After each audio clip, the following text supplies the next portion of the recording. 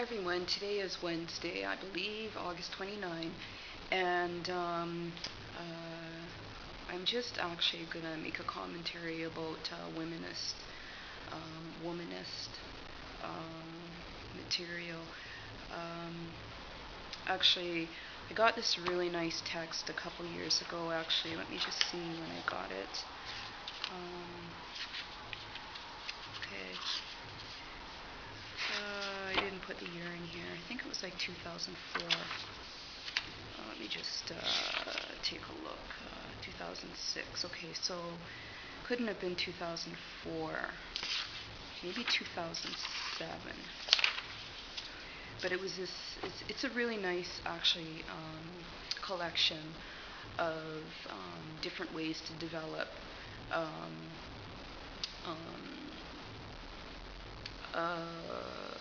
a style of theory that actually connects to black women, that actually developed through black feminism, I would definitely argue, from the USA lineage. And I really like to big up the sisters, actually, in the USA, for also encouraging us to, be very soulful about the academic work that we do. And I love womanist stuff. I find that, for example, in those moments where I'm just trying to figure out, okay, how do you make sense of like emotions, or how do you make sense of like, an observation related to poverty, and it could be just, for example, being like in a situation where you're observing like, how systems of justice work, and then just getting this thought and saying, okay, you know what, let me just go back to my books and see how to make sense of injustices and stuff. So I just wanted to say, try and look into some womanist literature as well. And it, the term, from what I've read, was actually developed by Alice Walker. She's done so many wonderful things. You know, she's an artist, she's a spiritualist, she's an academic. I don't know if she considers herself an academic, but she's a beautiful producer of just wonderful literatures where you can really feel, the essence coming out in what she feels and what she does. Like, she's just really phenomenal. And so that's where the term came from. And in this particular collection, it's been edited by Layli Phillips.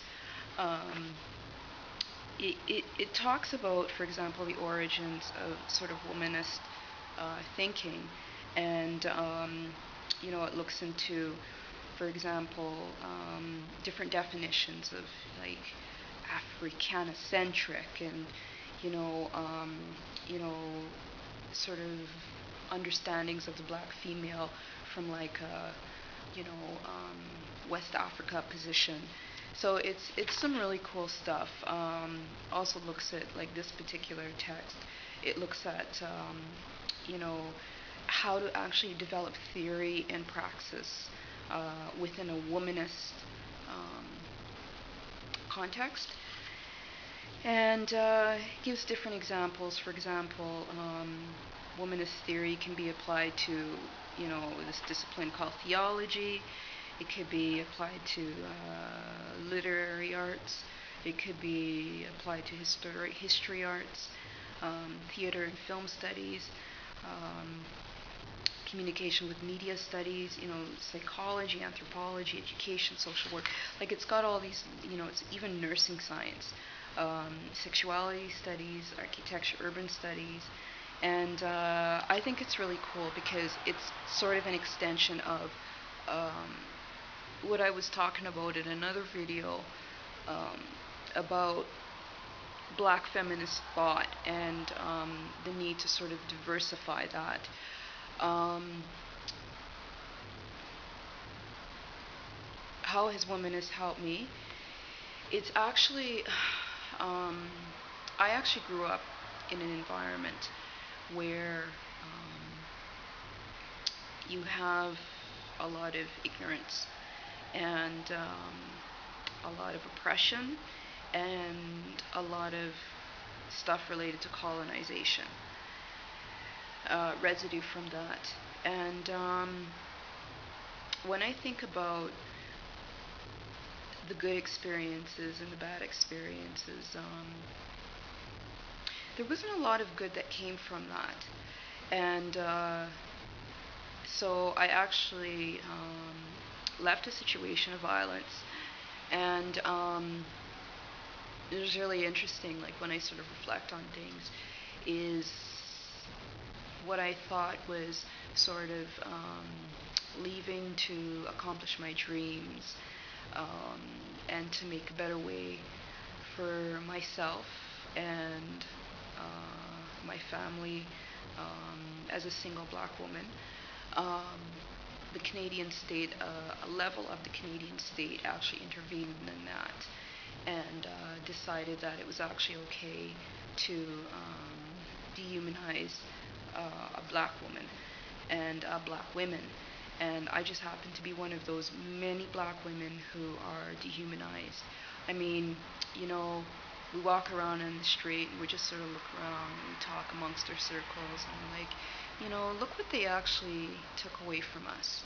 You know, we see like a lot of different family dynamics and, you know, exploring sort of the historical stuff, generations before us, you know, has been quite problematic. And in my own life, like for example, I just grew up with a lot of ignorance, no support whatsoever, a lot of damaging of sort of my emotional capital, and nothing to actually uplift me.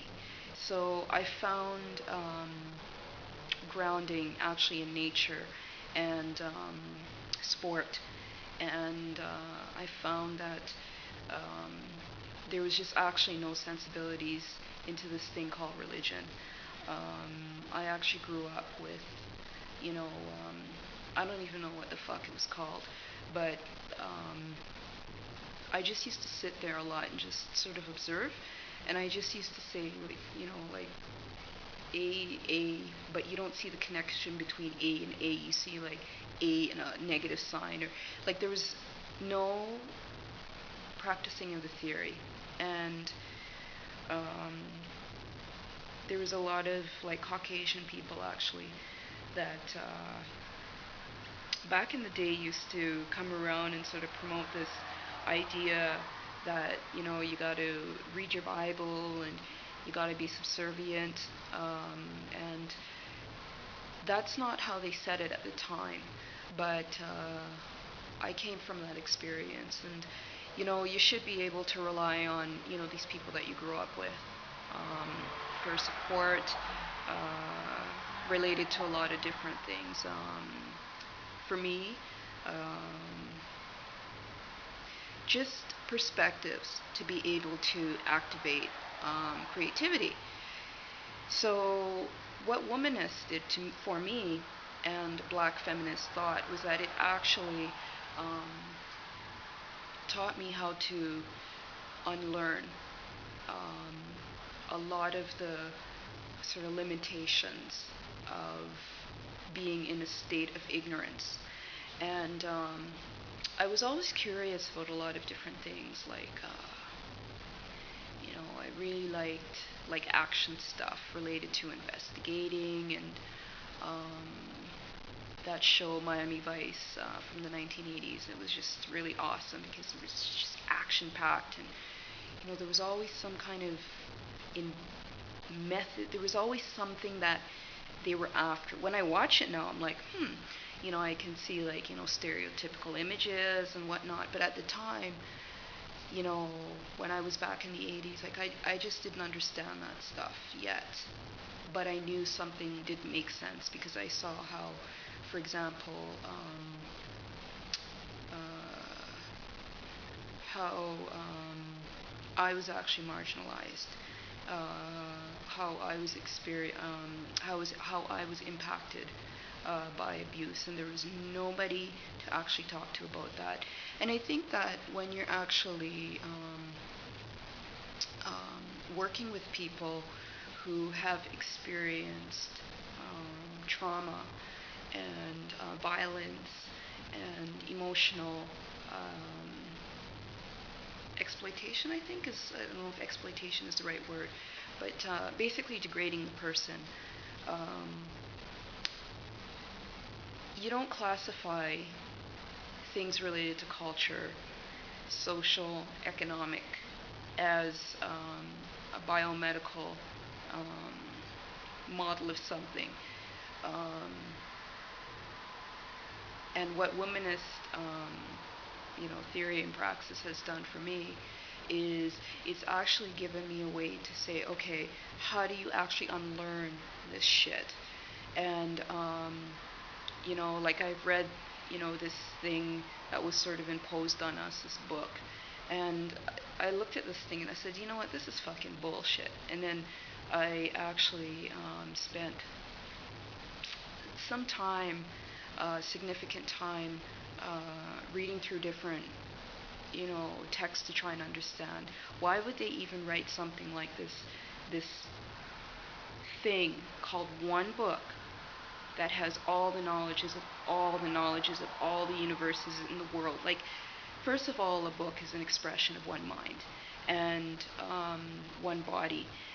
But you have different books. For example, you could have a book with an anthology, a book that's actually designed into an anthology. So you have like a collection of different bodies, a collection of different perspectives.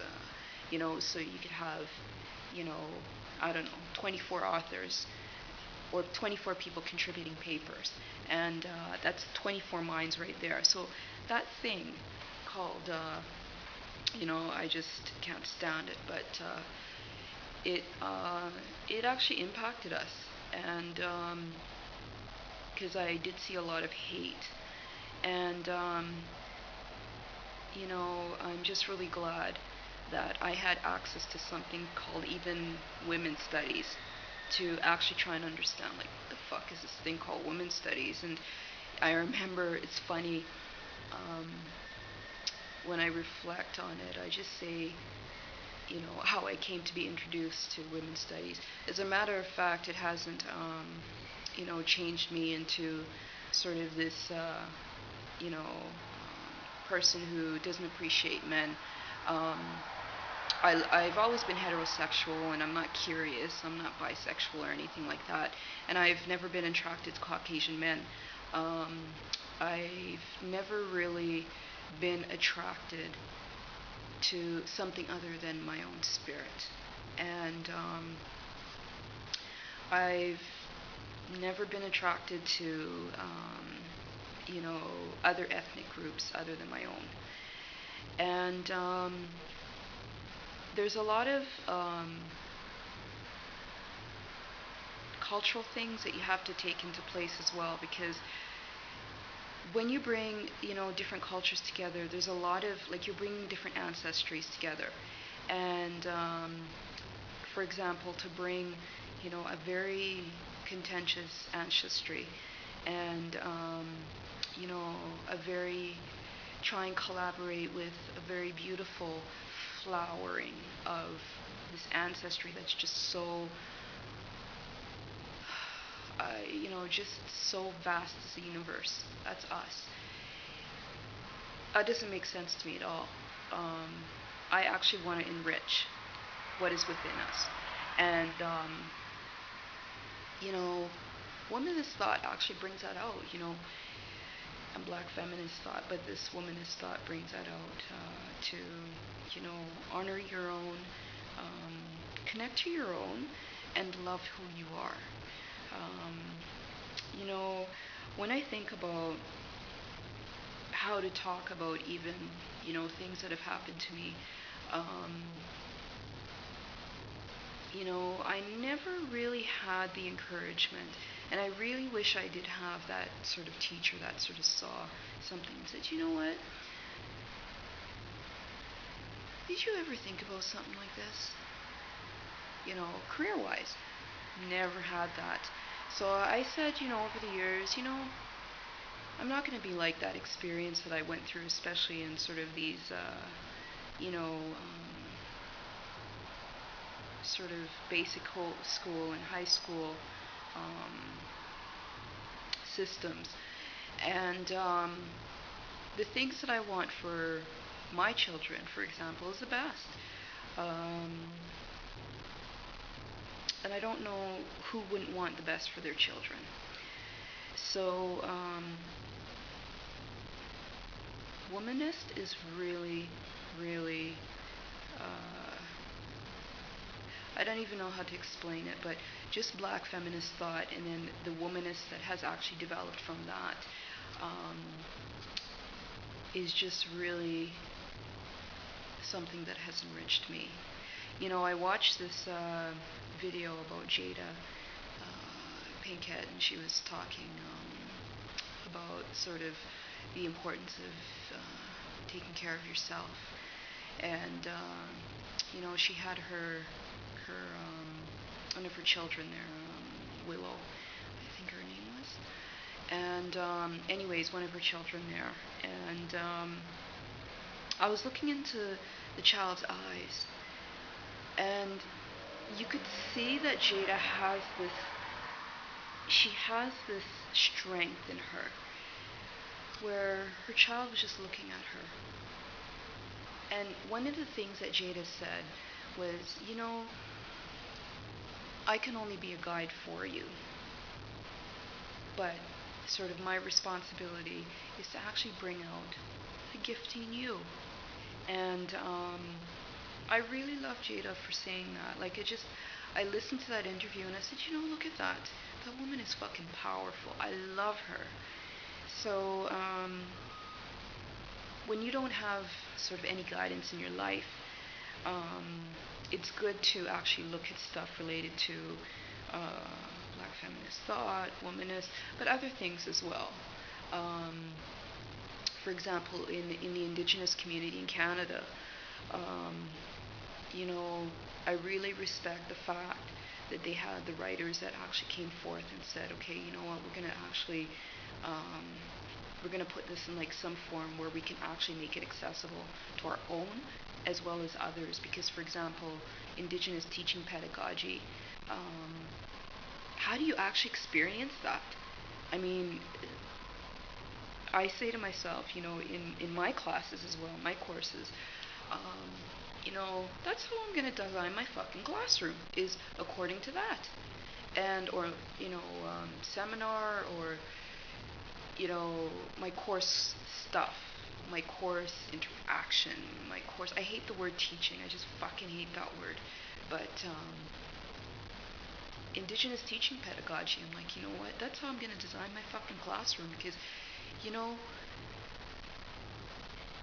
that's how it should be.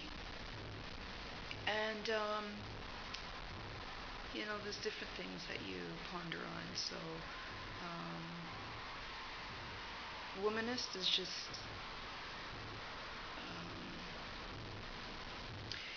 it's just so hard to describe it. I'm just, if you could find the most prettiest thing and strongest thing in the universe that brings just that energy, that's what Womanist does. And it you see the beautiful twinkle of like a star in the night sky, and you say to yourself, wow, that star is just so beautiful.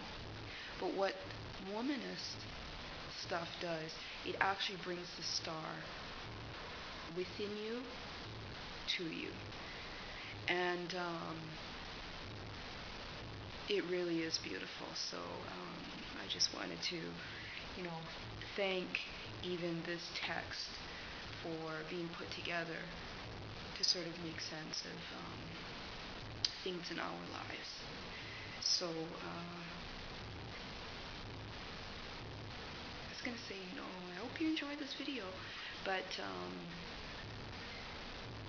you have to really feel this stuff. And, I'm actually going to try some different filming styles, like, filming by candlelight. Is this candlelight theory according to, womanist praxis, and then talk about this in sort of acting schools or schools of environmental justice or legal schools or what, like med schools, like how do you actually apply this stuff further is one of the key questions you should be actually asking yourselves. And I'm just thankful that actually black feminist thought first, and then the development of womanist thought that came from black feminist stuff truly enriched me as a person. And now I can see things I want in my life, and I can understand things a little bit better related to people's insecurities, and also related to giving myself credit for, just really being, the strong person that I am. One thing I would say is that you certainly don't want to experience being dehumanized by the state. And it's just, for example, a level of the state, like the Canadian state. And, this level is only one version of all these different versions of governance. So, for example, if stuff under the Liberal Party of Ontario, even Canada, can actually do this kind of stuff to marginalize black women, let's start with that group first of all, then they should really be promoted to a status of no status whatsoever. And that's just my respect to the Liberal Party of Canada and the Liberal Party of Ontario.